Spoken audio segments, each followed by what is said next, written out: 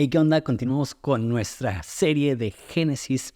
Estoy muy emocionado por el pasaje de hoy. Siento que cuando vimos la creación como el templo, o cuando vimos esa visión que tuvo Abraham en Génesis 15 de Dios pasando en medio de los sacrificios, son temas. De hecho, también el que di de la Torre de Babel, lo que representa la Torre de Babel, esos son 3 mensajes que son recientes, que realmente han ayudado a ampliar mi entendimiento de Génesis y cómo Génesis se relaciona con el resto de la Biblia y realmente el resto de la historia humana. O sea, son temas gigantes.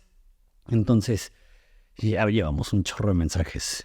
Lo buscaría, pero creo que es el mensaje como 38, quizá. Si tú lo tienes ahí en Spotify o en YouTube, lo puedes ver, que ya llevamos un chorro de mensajes. Entonces, lo más probable es que ya se te hayan olvidado algunos de esos temas. Entonces, no te preocupes, aquí les vamos a dar un pequeño repaso.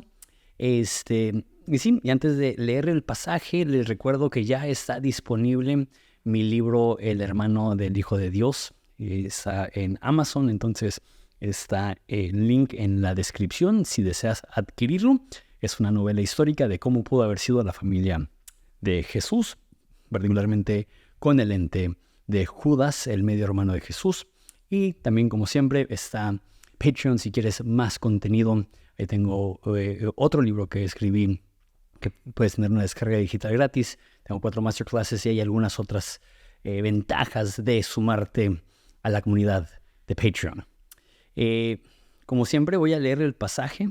Te reitero que es importante, sé que es un poco tedioso y algunas otras personas que dan la Biblia verso a verso y más cuando abarcan pasajes largos, entran directamente, pero si yo te dijera, ok, hey, ponle pausa y lee esto, quién sabe si lo vas a hacer. Entonces, es importante, es un poco tedioso, lo sé, pero es importante escuchar el pasaje completo para tener un entendimiento hacia dónde vamos. Entonces, no tengo ningún problema si lo quieres escuchar a doble velocidad o lo que sea, pero dice así, esto es Génesis 28, el capítulo completo.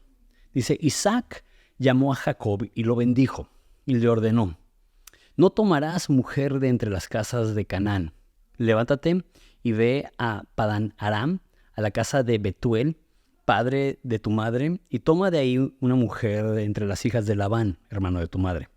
El Dios Todopoderoso te bendiga, te haga fecundo y te multiplique, para que llegues a ser multitud de pueblos, que también te dé la bendición de Abraham, a ti y a tu descendencia contigo, para que tomen posesión de la tierra de tus peregrinaciones, la que Dios le dio a Abraham. Entonces Isaac despidió a Jacob, y éste fue a Padán Aram, a la casa de Labán, al hijo de Betuel, el arameo, hermano de Rebeca, madre de Jacob y Esaú. Esaú vio que Isaac había bendecido a Jacob y lo había enviado a Padán Aram para tomar ahí mujer para sí. Y cuando lo bendijo, le dio órdenes diciendo, no tomarás para ti mujer entre las mujeres o las hijas de Canaán. También supo que Jacob había obedecido a su padre y a su madre y se había ido a Padán Aram. Vio pues Esaú que las hijas de Canaán no eran del agrado de su padre Isaac. Y Esaú fue a Ismael y tomó por mujer, además de las mujeres que ya tenía, a Malat, hija de Ismael, hijo de Abraham, hermano de Nebaiot, sí. Jacob salió de Beerseba y fue a Harán. Llegó a cierto lugar y pasó la noche ahí, porque el sol se había puesto. Tomó una de las piedras del lugar y la puso de cabecera, de almohada, y se acostó en aquel lugar. Tuvo un sueño y vio que había una escalera apoyada en la tierra cuyo extremo superior alcanzaba hasta el cielo, y por ella los ángeles de Dios subían y bajaban. El Señor estaba de pie junto a él y dijo, yo soy el Señor de tu Dios, el Señor, el Dios de tu padre Abraham, el Dios de Isaac. La tierra en la que estás acostado te la daré a ti y a tu descendencia. También tu descendencia será como el polvo de la tierra, te extenderás hasta el occidente, hacia el oriente, hacia el norte, hacia el sur, y en ti y en tu simiente serán bendecidas todas las familias de la tierra. Ahora bien, yo soy contigo, te guardaré por donde quiera que vayas y te haré volver a esta tierra. No te dejaré hasta que haya hecho lo que te he prometido. Entonces Jacob despertó de su sueño y dijo, ciertamente el Señor está en ese lugar, y yo no lo sabía. Y tuvo miedo y añadió, cuán imponente es ese lugar. Esto no es más que la casa de Dios. Esta es la puerta del cielo. Jacob se levantó muy de mañana y tomó la piedra que había puesto de cabecera, y la erigió por señal y derramó aceite por encima. Y aquel lugar le puso por nombre Betel, aunque anteriormente el nombre de la ciudad había sido Luz. Entonces Jacob hizo un voto diciendo, si Dios está conmigo y me guarda en este camino en que voy, y me da alimento para comer y ropa para vestir, y vuelvo sano y salvo a casa de mi padre, entonces el Señor será mi Dios, y esa piedra que he puesto por señal será casa de Dios, y de todo lo que me des te daré el diezmo. Padre, te pido que nos hables. Muchas veces hemos escuchado acerca de la escalera de Jacob, mínimo yo. Pero aunque ya anteriormente había enseñado Génesis, la magnitud de este pasaje no se me había revelado hasta este momento. Entonces, Padre, al considerar el tema, te pido que lleguemos con esa expectativa, que al Jacob entender eso, su exclamación fue, esto es puerta del cielo. Entonces, Padre, te pido que nos reveles a Jesús, nos reveles el significado de esta visión y que nos ayudes a través de Génesis a acercarnos a ti. Pedimos esto en tu nombre. Amén. Tenemos que entender que hay una dimensión espiritual. Eso es algo que se ve tanto en el Antiguo Testamento como en el Nuevo Testamento. Tenemos que entender que lo físico no es todo lo que hay. Obviamente como cristianos sabemos eso. Sin embargo, desconocemos que hay una dimensión espiritual que interactúa con nuestra dimensión. Hay ángeles, hay espíritus, hay demonios. Dios mismo está en medio de nosotros en espíritu de manera intangible, pero al mismo tiempo es real, porque está interactuando con lo que nosotros vemos y sentimos. Hay una historia donde está Eliseo con su siervo y son dos personas, Eliseo y el siervo, y viene un ejército en contra de ellos y el siervo está totalmente escamado y con mucho miedo. Y Eliseo ora y dice, Dios, ábrele los ojos a mi siervo para que vea la realidad espiritual, y se le abren los ojos y ve que hay un ejército de ángeles protegiéndolos. También sucede en la transfiguración, que Jesús pasa de estar normal a de repente se transforma y está radiando gloria y aparecen Moisés y Elías, y es un momento en el cual la dimensión espiritual y la dimensión natural convergen y alcanzas a ver un vistazo a la dimensión espiritual. Esto es poco común, incluso en la Biblia. Y si es poco común en la Biblia, ¿cuánto más será poco común para nosotros? Ahora, la Biblia promete que vamos a tener sueños y visiones. Sin embargo, en estos momentos, aunque este es un sueño, la forma que lo presenta, la seriedad que le dan a esto, es quizás hasta más que un sueño. Es más que una visión. En Isaías dice, que en la Reina Valera dice que irrumpieras el cielo. En una versión en inglés dice que partieras el cielo. O sea, que abrieras el cielo para manifestarte. Es un poco esa idea. Tenemos que entender que Génesis también no es un libro completo. Es parte de un libro más grande que se llama la Torá o el Pentateuco. Eso es Génesis, Éxodo, Levítico, Números y Deuteronomio. En la antigüedad no tenías libros como los tenemos hoy en día, eran pergaminos. Entonces la Torá era un solo pergamino. No había divisiones. No, para los judíos a lo largo de la historia y hasta la fecha, ellos no tienen Génesis y Éxodo y Levítico y Número y Deuteronomio, ellos tienen la Torá. Entonces, la razón que al terminar Génesis voy a dar Éxodo es porque entiendo que cuando estudias la Biblia, tienes que ver la Biblia como el autor pretendía que lo vieras. Entonces, si el autor escribió de principio a fin, de Génesis a Deuteronomio, y únicamente vemos Génesis, no estamos leyendo la historia completa, no estamos quedando ni siquiera a la mitad. Entonces, si ves la Torá, tienes Génesis, la creación, Noé, Babel, y después empieza con los patriarcas.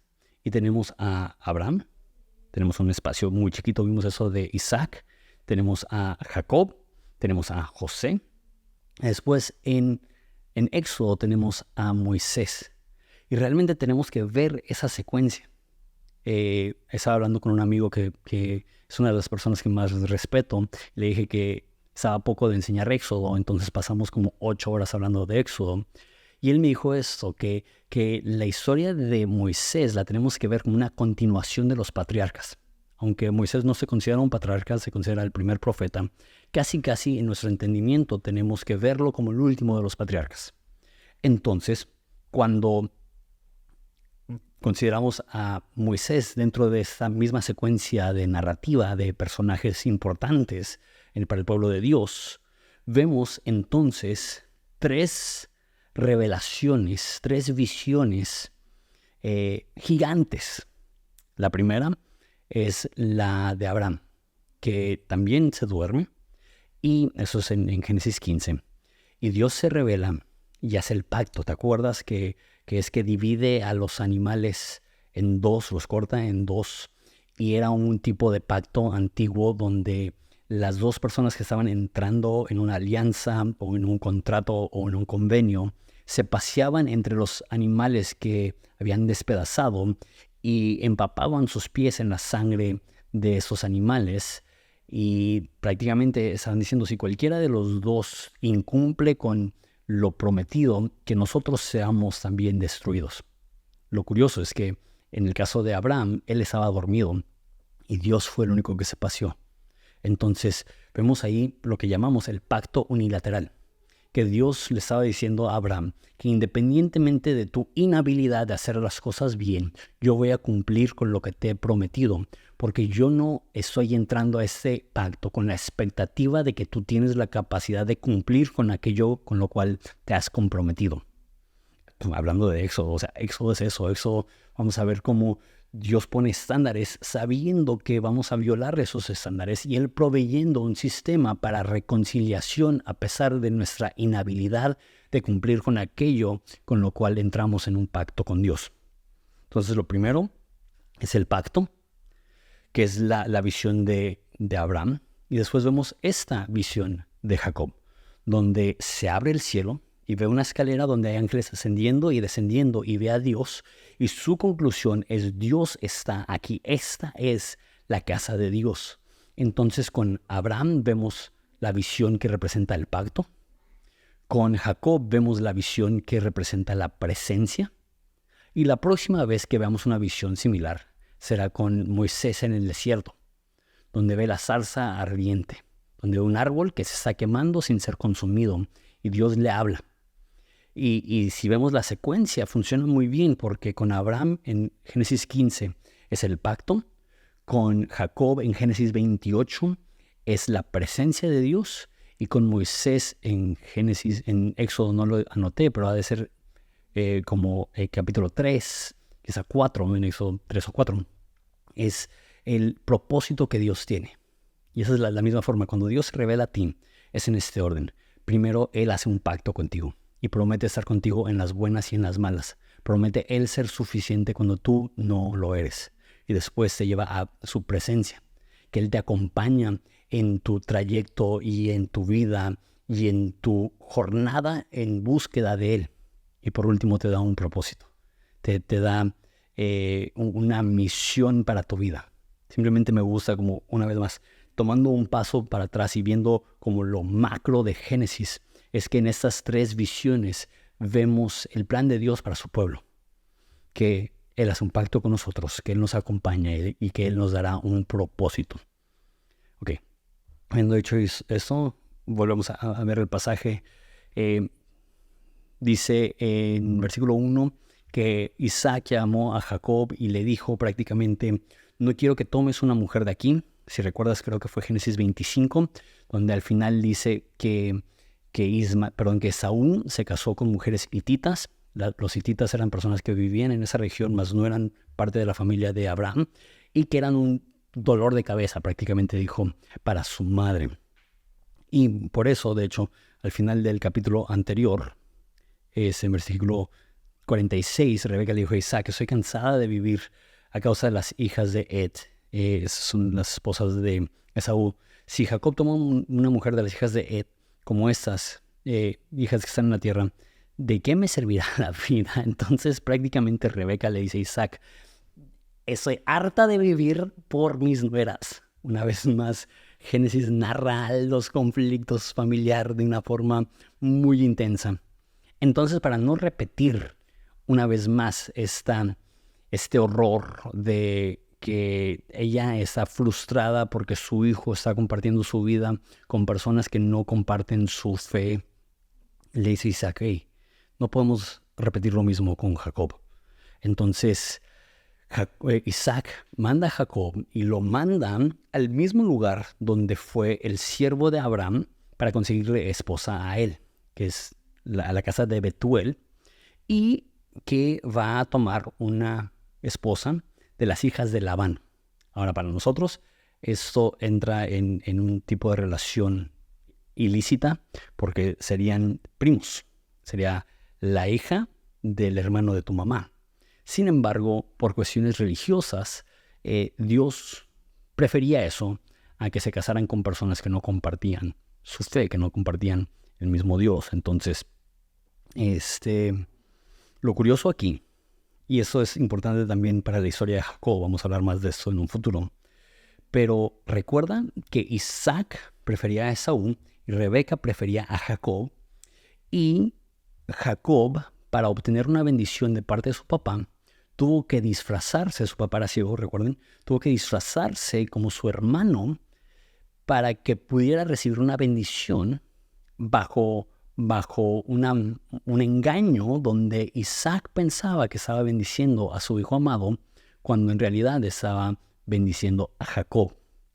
Ahora, esta frasecita yo no la había notado y cuando dé el mensaje pregrabado, creo que es de Génesis 31, hago mucho hincapié de cómo Jacob era una persona no amada por su papá y eso le provocó inseguridades, pero aún así,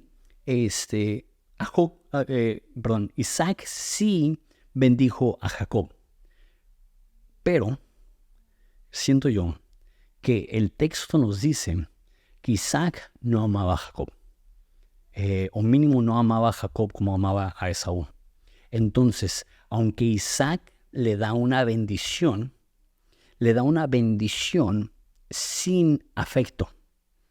Y aquí Jacob se convierte en el heredero, ahora no solamente ilegítimo, si lo puedes ver así, compró la primogenitura por unas lentejas, engañó a su papá y recibió una bendición bajo este engaño, pero ahora ya Isaac, consciente de lo que está haciendo, lo bendice y le da la misma promesa que Abraham recibió, que Dios te multiplique, que Dios te dé esa tierra, que Dios te dé una grande descendencia, que el Dios de Abraham te acompañe. Sin embargo, Jacob seguirá con todas las inseguridades que provocan ser un hijo no amado. Recibió la bendición, mas no recibió el cariño. Ay, cuando estaba leyendo eso y viéndolo de esa forma, Dios me habló a mí como padre.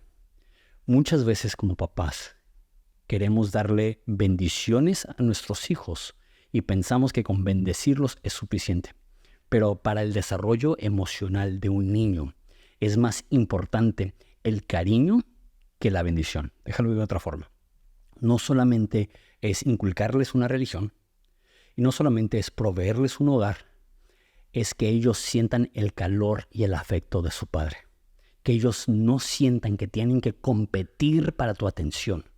Eso es lo que sentía Jacob. Jacob sentía, tengo que competir, tengo que engañar, tengo que usar artimañas para tener un poquito de afecto de mi padre. ¿Y cómo afectó eso negativamente a Dios? Ten cuidado como papá de no inculcar la ley de Dios sin mostrarles el corazón de Dios a tus hijos. Y creo que de una forma más amplia, ten cuidado como papá de no pensar que porque estás dándole las bendiciones materiales a tus hijos o incluso inculcándolos religiosamente con conceptos e ideas que has cumplido. Eso es una parte. Pero aún más importante que las ideas que les heredes es tu presencia en el hogar, y tu calor, y tu cariño, y tu afecto hacia ellos. Conozco a tantas personas que me han dicho, mi desarrollo como hombre o como persona, aplica también a mujeres, fue en gran manera frenado y afectado por falta de cariño de mi padre. Si tú estás viendo esto y tienes hijos, lo más probable, siempre checo las estadísticas, la edad promedio que ve eso es entre 25 y 35 años. Entonces, la mayoría o no tiene hijos o está entrando en esa etapa. Entonces, si tú eres papá joven o estás a punto de tener hijos o estás considerando tener hijos, ten esto en consideración. Tu afecto por tus hijos hará más que cualquier cosa que tú les puedas decir. Es importante afirmarles en su espiritualidad a través de palabras, pero es más importante afirmarles en su identidad como hijos amados a través de tu afecto. Entonces, Jacob recibe la bendición de Isaac sin haber tenido antes el cariño o el calor. Y como vamos a ver, Isaac va a seguir un chorro de traumas. Uno de los problemas que también veremos en Jacob es que no conocía a Dios. Eso va a ser claro porque cuando Dios se le manifiesta, él va a empezar a negociar con Dios, que nos demuestra que no tiene una relación aún con Dios. Una vez más, si tú le hablas a tus hijos de Dios sin modelarles el cristianismo, sabrán ideas de religión, mas no tendrán una relación real con Dios. Y por último, de esos versículos, Jacob significa usurpador. Déjalo, lo explico porque no recuerdo si nosotros lo expliqué bien. Jacob literalmente significa agarrar el talón, que nos dice la historia que cuando estaba por nacer estaba peleando con Esaú. Esa idea que desde el vientre ya había esa rivalidad y nace primero Esaú, pero sale Jacob agarrado de su talón. Entonces le llamaron Jacob, que significa agarrar el talón, pero literal significa como hacer tropezar o engañador o casi como charlatán. Y es lo que hemos visto hasta ahorita. Le roba la primogenitura a su hermano, le roba la bendición a su papá. Y esa idea, usurpador, no me gusta. Vamos a cambiarlo por Jacob es una persona que intenta a través de su propia habilidad ganarse la vida. Que él cree que es él contra el mundo. En vez de operar de un punto de partida donde soy un hijo amado y aceptado, su punto de partida es todo lo que quiero en la vida me lo tengo que ganar a la fuerza. Nada es un regalo. Y Génesis es lo opuesto, esto es gracia. Esto es, Abraham no lo merece, Isaac no lo merece, nos vamos atrás y Noé no lo merece, nos vamos atrás y Adán no lo merece. Tenemos un chorro de personas con fallas y defectos y la gracia de Dios dice, no te lo tienes que ganar, eres mi hijo, no porque eres lo suficientemente bueno, sino porque yo te he elegido. Jacob no entendía eso. Y Jacob intenta ganarse el afecto de su papá físico y lo proyectará en Dios e intentará ganarse el afecto de su papá espiritual. Todo esto como consecuencia de no haber recibido el afecto que él necesitaba como un hijo. Creo que eso es también importante tenerlo en mente porque yo suelo ser muy crítico de Jacob y digo, es uno de los patriarcas, debería de conocer a Dios, no debería ser ya un adulto y tener ideas tan infantiles de Dios. Pero cuando tu punto de partida es, mi padre no me ama o no me ama como mi hermano, eso es un problema. Entonces del versículo 5 al 9, Esaú ve que Jacob se va a ir a casarse con una mujer que no es de ahí, y él dice, chin, yo tengo 2 esposas de aquí, y Jacob está obedeciendo a mis papás y está yendo a casarse. Y curioso, él cree que si él también se casa con una mujer que es parte de su familia, que de alguna forma eso le va a ganar puntos con sus papás. Curioso, cuando Isaac bendice a Jacob, Esaú dice, bendíceme. Y dice, ya no puedo, ya se lo di a tu hijo, pero ¿sabes qué? Voy a hablar lo que Dios diga. ¿Y qué es lo que dice? Tendrás una gran nación, pero estarás en enemistad con tu hermano y le vas a servir. Entonces Esaú le agarró un coraje a su hermano que lo quería matar. Eso es lo que fue el final del capítulo anterior. Y Esaú, siendo el hijo preferido, también lucha con sentimientos de sentirse menos, de insuficiencia, de sentirse que él también se tiene que ganar el afecto de sus papás. Y hasta me da lástima esto, porque aunque él es el favorito, sigue sin sentirse que da el ancho. ¿Por qué? Porque su papá no lo pudo bendecir. Con Jacob tenías un hijo que tenía bendición, pero no tenía afecto. Y con Esaú tienes un hijo que tiene afecto, mas no tiene bendición. Y una vez más esto me revolucionó la mente y me hizo pensar mucho. Digo, ok, ¿cuántos hijos mimados no nacen, o más bien no se crían con traumas aún más complejos que los niños abandonados porque reciben afecto sin bendición, que reciben cariño sin estructura, sin bases? A Esaú, Isaac no le dijo, hey, no te cases con una hitita, te va a arruinar la vida. Busca a alguien que sea parte del pueblo de Dios. Le dijo, ok, si tú quieres, hazlo, te amo, mi amor, mi bebé, mi hijo. Gracias, papi. Y produjo la misma incertidumbre que Jacob tenía. Y esa es una de las enseñanzas subliminales de Génesis que vamos a ver. Hay dos formas de arruinarle la vida a tus hijos. Uno es no preferirlos. Y dos es mostrar preferencia a uno de ellos. Si no me crees, pregúntale a José, que veremos después, que sus hermanos lo odiaban, casi lo matan y lo vendieron a esclavitud porque él era el favorito.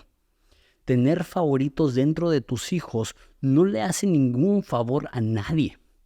Tener favoritos dentro de tus hijos afecta negativamente a los rechazados y afecta negativamente al favorito. Y todos van a resultar con inseguridades, unos porque van a tener bendición sin afecto y otros que van a tener afecto sin protección emocional, porque los dejaron hacer lo que querían, como querían, de la manera que querían, y dejaron que por querer ser los padres chidos, los niños se autodestruyeran. ¿Quieres destruir a tu familia? Muestra favoritismo. ¿Quieres destruir a tus hijos? Muestra más cariño por uno que por otro. ¿Quieres causar traumas emocionales? Decide preferir a uno sobre a otro y esa va a ser la consecuencia. Mínimo, esa es una enseñanza muy explícita. O sea, hay muchas cosas que hemos visto que son implícitas. Esa es una enseñanza explícita de Génesis. Versículo 10. Jacob salió de Beerseba y fue a Harán, y luego por cierto lugar pasó la noche ahí porque el sol se había puesto, y tomó una de las piedras del lugar y lo puso de cabecera y se acostó en aquel lugar. Entonces va saliendo de Beerseba, va hacia Betuel, creo que era, hacia Harán, donde va a encontrar a su mujer, y nos dice que llegó a cierto lugar. Ahorita vamos a ver dónde es, y porque el sol se había puesto, entonces como que nos está dando a entender que no tiene un plan muy fijo. Toma una piedra y la pone de cabecera y se acostó en aquel lugar. Entonces, ¿por qué nos menciona lo de la piedra? Y más, porque lo va a volver a mencionar después del sueño. Entonces, al parecer, el autor de Génesis quería hacer hincapié en la importancia de la piedra, porque lo hace. Creo que dos razones. El más quizá evidente es hacer un contraste entre Jacob y el esclavo, el siervo de su padre Abraham, de su abuelo Abraham, que mandó al mismo lugar a su siervo a conseguir una esposa, a Isaac. Cuando salió, el siervo iba con 10 camellos. ¿Qué significa eso? Era una caravana. Iban con regalos y dones para que pudieran tener una dote para poder regresar con una mujer, para dársela a Isaac. Con Jacob vemos y veremos en la historia que no va a llegar con una dote.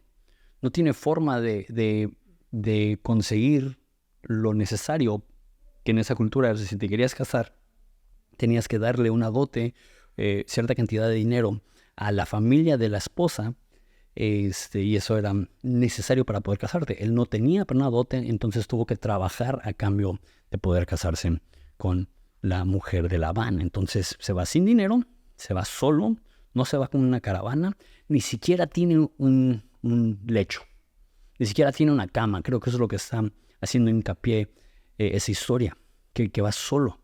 Eso es curioso, porque ¿por qué se fue sin nada? Y me pregunto si esa es una de las formas que Isaac, una vez más, dice, te bendigo, pero ráscate con tus propias uñas. Ahora, no sé si lo hace como gacho, pero al ver la historia sí siento que es como fuchi, como que vete, o sea, largo. Y papi, ¿me puedo llevar algo? No, váyase aquí. Una vez más, todas las inseguridades que eso le provoca a Jacob. Sin embargo, no creo que eso sea malo para el desarrollo de Jacob.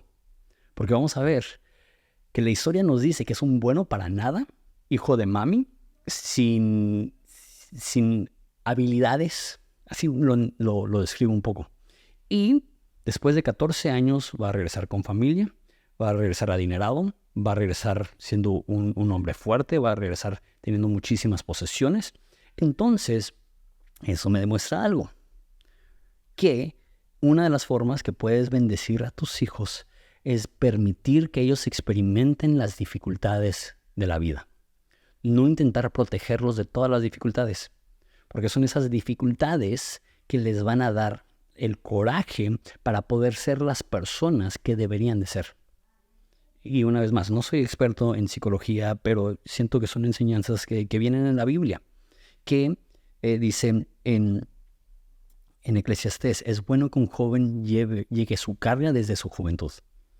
Que muchas veces pensamos que los jóvenes son incapaces de responsabilizarse, entonces nosotros queremos hacer todo para ellos, en vez de dejar que ellos pongan su hombro bajo una responsabilidad para que aprendan a llevar una carga desde su juventud. Entonces resultó ser bueno para para Jacob, el no llevar nada. Y la segunda cosa que representa esa piedra, lo voy a decir al final cuando volvamos a hablar de la piedra. Entonces se acuestan y dice que tiene un sueño, que vio una escalera apoyada en la tierra, cuyo extremo superior alcanzaba hasta el cielo, y por ella los ángeles de Dios subían y bajaban. Okay. Esto es importante una vez más, porque hay ciertos megatemas en la Biblia, y uno de esos megatemas es esa idea de Babel, como ese sistema anti-Dios. Lo vimos cuando hablamos acerca de la Torre de Babel, y cuando ellos estaban construyendo la Torre de Babel, decía que querían hacer una torre que llegaba hasta el cielo. Y aquí vemos no una torre, sino una escalera que está en la tierra y alcanza hasta el cielo, una vez más como siendo un puente entre las dos dimensiones. Y esto es evidente por los ángeles que están subiendo y bajando, muy al estilo de la visión que tiene el siervo de Eliseo de ver. Y el sistema de Babel es cómo el hombre puede llegar a Dios a través de su propio esfuerzo. Dice que mejoró la tecnología, aprendieron a hacer ladrillos, y lo primero que intentaron hacer con los ladrillos es hacer una torre que llega hasta el cielo. Lo mismo se va a ver en Éxodo, cuando las personas están haciendo ladrillos, sirviendo al tirano, que era una representación de este Dios no legítimo. Están intentando llegar a lo divino a través del esfuerzo humano. Y Génesis narra lo opuesto. Este hombre está dormido, este hombre no tiene nada, este hombre no tiene ni siquiera el afecto de su papá. Y Dios en su gracia le abre sus ojos espirituales para ver que ahí hay ángeles ascendiendo y descendiendo. Y está la presencia de Dios mismo. Es lo que dice en el versículo 13, dice, el Señor estaba de pie junto a él. Y le hace la promesa, yo soy el Señor de tu padre Abraham, el Dios de Isaac. La tierra donde estás acostado te la daré a ti y a tu descendencia. Y le repite la bendición que también le había dado a Jacob. Ahora, dice que estaba junto a él, pero la palabra en el hebreo literalmente significa estaba sobre él. Entonces, ¿sobre qué? ¿Sobre Jacob o sobre la escalera? Lo más probable es que la imagen es de una escalera con Dios arriba y Jacob abajo. Aunque quizá no, porque dice Dios está en ese lugar. Pero yo creo que la razón que dice Dios está en ese lugar fue porque simplemente se le abrió los ojos espirituales para ver la realidad que Dios estaba ahí. En la Reina Valera dice así, versículo 13 dice, he aquí Jehová estaba en lo alto de ella, hablando de la escalera. Una vez más, la palabra en hebreo significa sobre únicamente. Entonces no sé por qué lo tradujeron junto, pero ahorita voy a hablar acerca de la importancia sobre eso. Y ahora una vez más, el Señor le establece la promesa a Jacob. Ya no es Isaac únicamente dándole la bendición, ahora es Dios mismo recordándole la bendición de su papá. Ok, ¿qué podemos aprender acerca de la visión de la escalera? En Juan nos dicen que van corriendo con Natanael, porque conocieron al Mesías. Y van corriendo y le dicen, hemos encontrado al Mesías. Y llega Jesús y le dice a Natanael, aquí hay un hombre cuyo espíritu no conoce engaño. Natanael le dice, ¿tú quién eres? Ni me conoces. Y dice Jesús, cuando estabas abajo de la higuera yo te vi. Natanael dice, no manches, es un profeta, ¿cómo sabía dónde estaba yo antes de verlo? Y luego Jesús le dijo, ¿crees por eso? Créeme, llegará el día donde verás ángeles ascendiendo y descendiendo sobre el Hijo del Hombre. Entonces Jesús se apropia de esta imagen. Entonces, para nosotros que entendemos el panorama completo de toda la Biblia, esta visión es referente a Jesús, que está el espectro espiritual y está el espectro natural. ¿Y quién es la persona que hizo el viaje a través de la escalera para puentear esas dos realidades? Jesús. Es más, dice en Hebreos que Jesús traspasó los cielos. Vamos, idea. Que Jesús es quien, como dijo Isaías, que abrieras los cielos y descendiera a tu presencia. Eso se ve desde el Antiguo Testamento en visiones, pero se ve en realidad en Jesús. Cuando dice en Juan, dice, nadie ha descendido del cielo más que el Hijo del Hombre. Fue en ese mismo libro, en Juan, cuando dice que verás al Hijo del Hombre con ángeles ascendiendo y descendiendo sobre él. Y una vez más, poniendo eso en contraste con Babel, Babel es el esfuerzo del hombre para llegar a Dios. Eso termina en confusión, eso termina en frustración y eso termina en pleito humano. Y la visión de la escalera de Jacob es todo lo opuesto. El hombre escogido por Dios descansa y Dios abre los cielos y desciende a él. Esa es la imagen de Jesús. La imagen de Jesús es que Dios vino a nosotros porque nosotros éramos incapaces de ir a él. Y eso lo he dicho tanto en Génesis que no es que me canse porque es glorioso. Pero espero que ya te esté cayendo el 20. La gracia extrema de la Biblia, que toma a personas que son absolutamente, no solamente inmerecedores, sino que merecen lo peor probablemente por sus actos. Y a esas personas se les revelan. Jacob ni siquiera era el primogénito. Tuvo que robar la primogenitura. A él se le aparece Dios. A él le abre los ojos y le demuestra esta visión de la escalera. ¿Cómo llegamos a Dios? No es construyendo una torre hacia él. Es dejando que él abra nuestros ojos para ver que él creó una escalera para llegar a nosotros. Es la representación, eso es lo que representa la escalera de Jacob. Entonces se despertó de su sueño y dijo, ciertamente el Señor está en este lugar y no lo sabía. Y tuvo miedo y añadió, ¿cuán imponente es este lugar? Esto no es más que la casa de Dios. Esta es la puerta del cielo. Ahora lo que tú y yo sabemos es que Dios está en todas partes. Sin embargo, hay una diferencia entre saber que Dios está y el hecho que Dios esté. Dios siempre está contigo. Pero hay una diferencia marcada en la vida de una persona que reconoce la presencia de Dios, que reconoce que está ahí, que sus ojos físicos son abiertos o que sus ojos espirituales quizás son abiertos para reconocer que Dios le está acompañando, que la presencia de Dios está ahí. Y dice que tiene miedo, dice que es imponente. Mi pregunta es, ¿cuándo fue la última vez que tú te sentiste así? Que sentiste el pesar de la presencia de Dios, que sentiste, no lo merezco, soy polvo, no lo merezco. Soy una persona que tengo esa falla y esa falla y esa falla y ese trauma y esa dificultad y ese dolor y esa disfuncionalidad y ese problema familiar y tengo todas estas cosas en mi contra. No tengo nada que ofrecerle a Dios, pero Dios está aquí. Dios se ha revelado a mí, no porque me lo haya ganado y no porque me lo merezca, sino porque Dios en su infinita gracia y bondad decidió verme a mí, que soy como polvo, y respirar aliento de vida sobre mí. ¿Cuándo fue la última vez que sentiste la gloria de Dios de esa forma? La presencia de Dios en esa forma. Y ese es mi deseo al ver esto, para ti y para mí. Dios camina contigo. Jamás estás solo. Dios camina contigo. Su presencia está contigo. La pregunta no es si Dios está contigo. La pregunta es si estás consciente de que Dios está contigo. Eso cambia todo. Y una vez más, tantos traumas que cargamos, tantas inseguridades que portamos, tanto dolor que tenemos en el corazón y en la mente, que se pueden disipar si tan solamente podemos creer de todo corazón: Dios está conmigo. Quizás sea lo más importante que te puedo decir, es que no estás solo.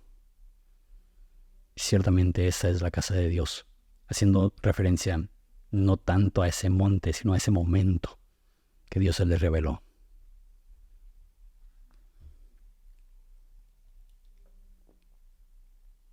Versículo 18. Dice: Jacob se levantó muy de mañana y tomó la piedra que había puesto de cabecera y la erigió por señal y derramó aceite encima de ella y le puso lugar Betel, que significa casa de Dios, porque la casa de Dios es la puerta del cielo. Y anteriormente había sido luz. Ok, entonces una vez más vemos la misma piedra. Dice que la puso ahí como señal. Lo vamos a ver mucho bueno, de hecho no lo vamos a ver porque sucede unas cuantas veces en la ley, pero sucede a lo largo de la historia de Israel, que cuando Dios aparece, toma una piedra para recordarlo, hace una señal. Y lo importante que es recordar esos momentos en los cuales Dios te habló. No olvidarlo, porque somos olvidadizos. Incluso, perdón que haga tanta referencia a Éxodo, es que ahorita me estoy saturando de Éxodo en preparación.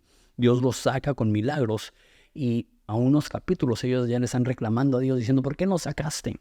Porque somos olvidadizos. Es importante hacer un punto de referencia para recordar las veces que Dios operó a nuestro favor. Es 1, 2. También es la idea de hacer un altar, que toma la piedra donde está y dice que derramó aceite en esa piedra. Ahora, hay algo que se llama la ley de la primera mención. Cada vez que en la Biblia vemos algo mencionado por primera vez, tenemos que detenernos y darnos cuenta que el autor está tomando una historia y un concepto importante y está usando la historia para darnos como estructura y entendimiento acerca del concepto importante. Entonces, el concepto de unción, de ungir, es algo principal en toda la Biblia. Esto habla del acompañamiento de Dios, del poder de Dios. Y aquí está increíble, o sea, es una piedra, es insignificante. La cabeza de Jacob estaba descansando sobre algo insignificante cuando Dios decidió revelarse y toma esa misma piedra y la unge. Una vez más, creo que es una imagen hermosa de cómo Dios toma algo sin valor nato y lo llena de su poder. Así como tú y yo, la verdad, o sea, la cultura nos dice tanto: eres valioso, eres valioso, eres valioso, y la respuesta es: eres valioso ante los ojos de Dios porque Él te ama. Pero por un lado también la Biblia dice que somos polvo. Entonces, ¿cómo funciona? ¿Somos polvo o somos valioso? Y es lo que veo en esa historia. Una simple piedra cobra valor cuando Dios está con ella. Eso es lo único que puedo decir. Nosotros cobramos valor porque Dios está con nosotros. Nuestro valor no es en quién somos nosotros. Nuestro valor es en la relación que podemos llegar a tener con Dios. Y otra cosa, lo vamos a ver una vez más en la ley, y perdón que hago tanta referencia a eso, pero pues es parte del mismo libro y una vez más estoy bien saturado con eso. Cuando Dios le pide al pueblo que hagan altares para Dios, dice que no labren las piedras, que no las corten. ¿Por qué? Van a ver muchas cosas muy impresionantes del tabernáculo y del templo, pero el lugar del sacrificio no es impresionante. Es un lugar sencillo. Porque el sacrificio de Jesús no tiene que ver con lo que nosotros hacemos para Él, sino con lo que Él hace por nosotros. Una vez más, la imagen de la escalera no es una torre hacia el cielo, es una escalera descendiendo del cielo. De la misma forma, el El altar no es algo que hacemos para impresionar a Dios. Y decimos, mira mis logros, y mira mi esfuerzo, y mira mi sacrificio. Es un lugar de reconocimiento de su sacrificio. Entonces lo que nosotros aportamos es una piedra. Y me hace pensar mucho en las bienaventuranzas, que Jesús dice, bienaventurados los pobres en espíritu, porque ellos verán a Dios. Porque de ellos es el reino de los cielos. Es llegar a Dios diciendo, no tengo nada de valor, pero lo poco que tengo, mi almohada de piedra, lo pondré delante de ti y lo voy a ungir representando que aún lo poco que tengo, lleno de ti, lleno de Dios, cobra un valor. Y por último, hace un voto. En versículo 20 dice, entonces Jacob hizo un voto diciendo, si Dios está conmigo y me guarda en este camino en que voy, y me da alimento para comer y ropa para vestir, y regreso sano salvo, entonces esa piedra será la casa de Dios. Algunos que piensan que quizá el templo es en ese lugar por esa promesa que hace Jacob, y dice que de todo lo que me das daré el diezmo. Ahora, aquí es donde veo que aunque Dios se le reveló a Jacob, Jacob todavía no entiende bien quién es Dios. Todavía no conoce a Dios. ¿Por qué? Porque intenta negociar con Dios. Después de tener esta experiencia maravillosa, en vez de decir, te voy a dar todo lo que soy. Soy tan agradecido contigo que te hayas fijado en mí. Yo siendo usurpador, yo siendo malagradecido, yo siendo mal hijo, yo teniendo todos mis traumas. Gracias por fijarte en mí. No. Dice, ok, si me vas a hacer esas promesas, si te vas a fijar en mí, ok.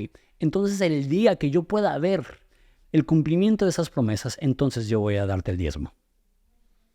Y hay muchas personas que utilizan eso como un pasaje para hablar del diezmo y decir, ves, tienes que diezmar de lo que Dios te da. Y no creo que esté mal, pero creo que eso más bien es un error.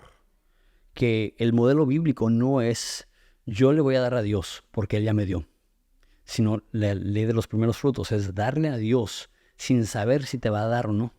¿Por qué? Porque Él ya te dio algo más importante que los bienes materiales.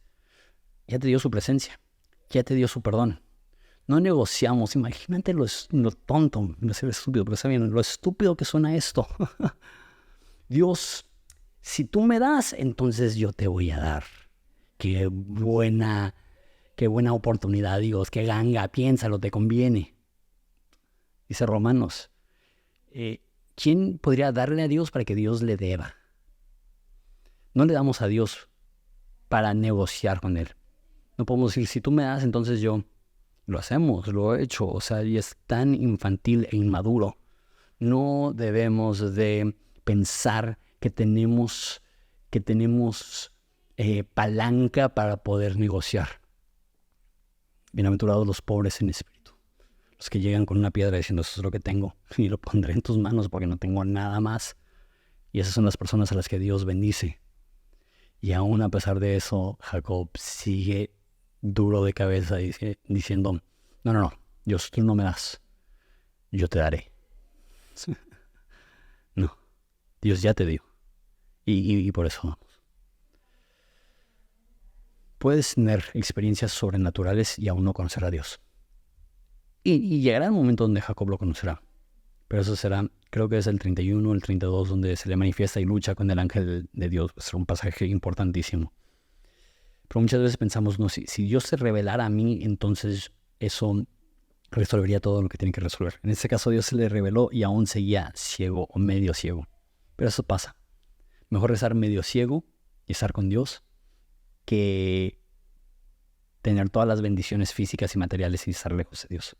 Es como la persona que cuando Jesús lo sanó en dos partes. Primero le sanó la vista que podía ver de manera incompleta y luego lo sanó para poder ver todo. Muchas veces eso sucede.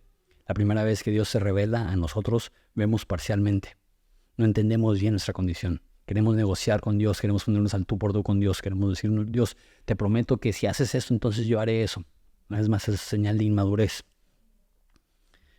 Pero es mejor ser inmaduro, pero ir en pos de Dios, que creerte maduro y estar bien perdido. Y mínimo Jacob ha tomado un buen primer paso, que es que entendió que Dios estaba ahí. Es que entendió que la forma de llegar a Dios no es en este esquema babilónico de esfuerzo humano, sino en el esquema del reino de Dios, que es Dios abriendo el cielo y derramando su presencia sobre personas inmerecedoras. Ese es el regalo. de la visión de la escalera de Jacob. Dios te bendiga.